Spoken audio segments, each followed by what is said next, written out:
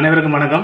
இங்கே பாருங்கள், இந்த கருவி சிலர் அறிந்திருப்பீர்கள், சிலர் அறியாமல் இருப்பீர்கள். இது வந்து பார்த்தோம்னு சொன்னால் பல்ஸ் ஒக்சிமீட்டர் என்று சொல்கிறது.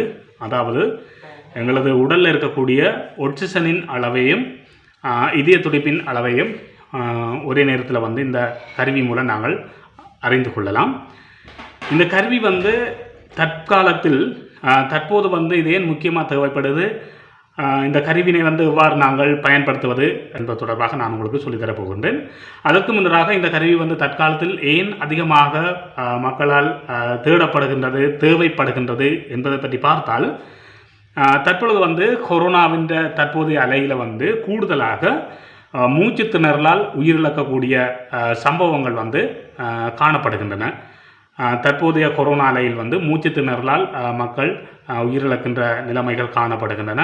மூச்சு திணறல் ஏற்படுகின்ற போது உடலில் வந்து ஆக்சிஜன் அளவு குறைவடைந்து எங்களை மரணத்துக்கு கொண்டு செல்லக்கூடிய தன்மைகள் இருக்கின்றன.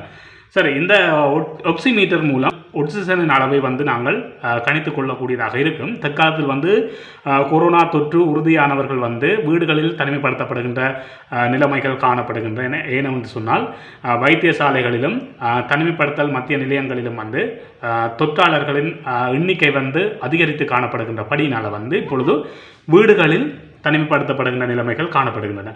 வீடுகளில் உங்களை தனிமைப்படுத்தப்படுகின்ற போது உரிய மருத்துவ குழுவினால் வந்து உங்களுக்கு வந்து தினமும் சுகாதார வழிகாட்டல்கள், மருத்துவ ஆலோசனைகள் வந்து வழங்கப்பட்டு கொண்டிருக்கின்றன. வீடுகளில் தனிமைப்படுத்தப்பட்டிருக்கின்ற போது உங்களது ஆக்சிஜன் லெவலை வந்து நீங்கள் கண்காணிக்க வேண்டும்.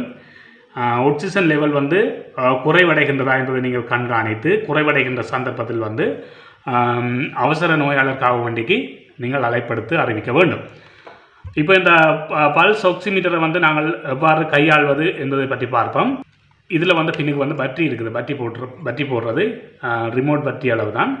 இந்த பற்றியை வந்து பின்னுக்கு போடுறது. இதில் வந்து பார்த்தீங்கன்னா இதில் அமர்த்தணும். இதில் நீங்கள் அமர்த்திங்கன்னு சொன்னால் இப்படி விரியும். அப்படி விரிகின்ற போது உங்களது எந்த விரலை நீங்கள் வைக்கலாம்.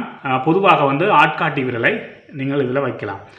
நீங்கள் ஆட்காட்டி விரலில் வைக்கிங்கன்னு சொன்னால் வச்சுட்டு இப்படி விட்டீங்கன்னு சொன்னால் விட்டுட்டு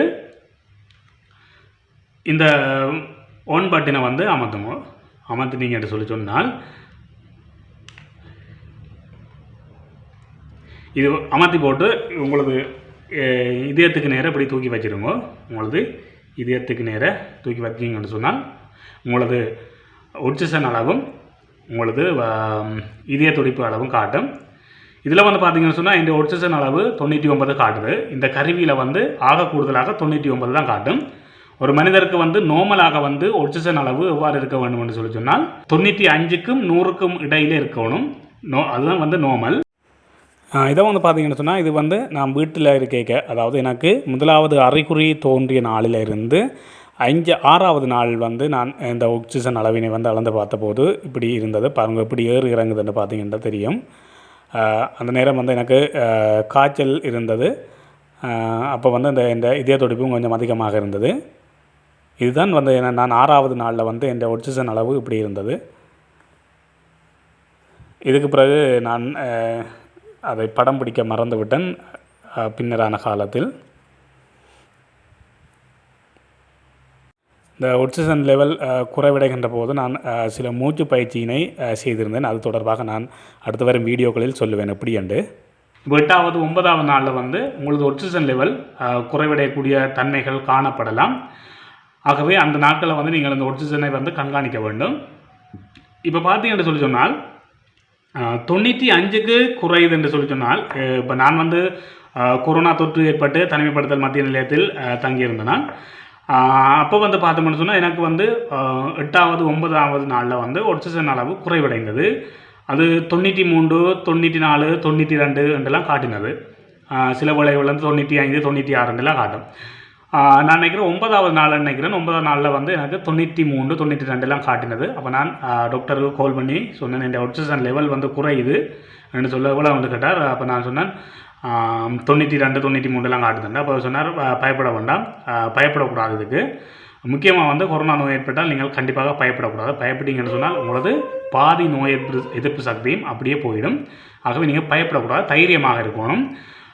அப்போ சொன்னார் ஒன்றும் பயப்படாங்க, அது நார்மல் தான், 90க்கு குறைஞ்ச தான் வைத்தியசாலைகள் எடுக்கின்றார்கள். ஆனால் அப்படினால நீங்கள் பயப்படாமல், அதை பற்றி பயப்படாமல், அதை பற்றிய சிந்தனை இல்லாமல் இருங்கன்னு சொன்னார். அப்போ நானும் அதை பற்றி பெருசாக எடுத்துக்கொள்ளவில்லை. பின்னர் படிப்படியாக அதிகரித்துச்சு. அதாவது 95, 96 அப்படி இருந்துச்சு. பின்னர் 10வது 11வது நாள்களுக்கு பிறகு வளமைக்கு 98 அப்படியெல்லாம் வளமைக்கு வந்துச்சு. இப்போ வந்து எனக்கு 99 காட்டுது. இது மிகவும் நல்ல நிலையில் இருக்குது. அதே போல் வந்து பல்ஸ் வந்து பார்த்திங்கன்னு சொன்னால் இதய துடிப்பின் அளவு 88, 87 அப்படி காட்டுது. இதுவும் பிரச்சனை இல்லை, இது நார்மல். அதாவது இதய துடிப்பின் அளவு வளர்ந்தவர்களுக்கு 60க்கும் 100க்கும் இடையில் இருக்கும். சரிதானே? அப்போ இந்த காலத்தில் வந்து நீங்கள் கண்டிப்பாக இந்த ஆக்சிஜன் மீட்டரை வந்து வேண்டி வைத்திருப்பது மிகவும் பயனுள்ளதாக இருக்கும். இருந்தாலும் இன்னொரு விடயம் என்னவென்று சொன்னால், இதன் தேவைப்பாடு தற்பொழுது மக்களுக்கு அதிகரித்துள்ள நிலையில் இதன் விலையையும் வந்து அதிகரித்துள்ளார்கள்.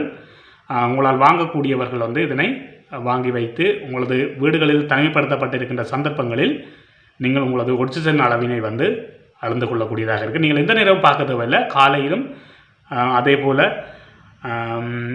மதியத்திலும் இரவிலும் நீங்கள் உங்களது ஆக்சிஜன் அளவினை கணித்து கொள்ளக்கூடியதாக இருக்கும். நன்றி. நாளாந்த செய்திகள், அரசியல் பார்வைகள், அறிவியல் கண்ணோட்டங்கள், கல்வி வழிகாட்டிகள் என்பவற்றை காண மீரா தமிழ் சேனலை சப்ஸ்கிரைப் பண்ணுங்கள். அருகில் உள்ள மணி பட்டனையும் மறக்காமல் அழுத்துங்கள்.